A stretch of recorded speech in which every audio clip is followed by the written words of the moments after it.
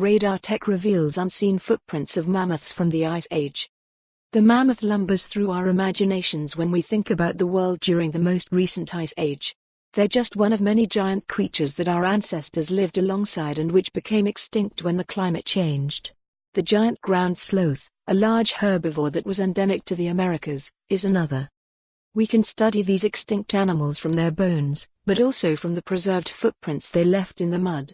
But these footprints are often hard to find, and while they can tell us about the presence of an animal, they don't always tell us much about the animal itself, like how it walked, for instance.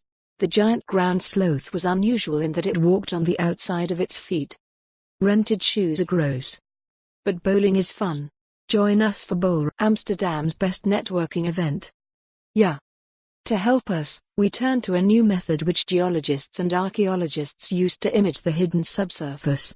Ground-penetrating radar was first used during the Vietnam War to reveal bunkers below ground. Today, engineers use it to spot cracks in railway tracks and girders. It works by sending signals into the ground which bounce back to reveal subsurface structures. It can be used for imaging big stuff, including buried walls in ancient ruins, but in our new study, we used it to find buried animal tracks from the Ice Age. Our research team has been working for several years at White Sands National Monument in New Mexico and the US, where one of the largest collection of vertebrate animal tracks from the Ice Age can be found. These tracks are preserved on a dried lake bed called Alkali Flat. Because they're so difficult to make out, they're locally referred to as ghost tracks.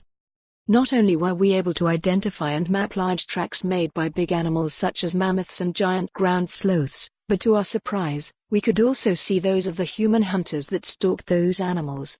Imaging footprints of Ice Age giants, and their hunters, without excavating the tracks has huge advantages for their conservation.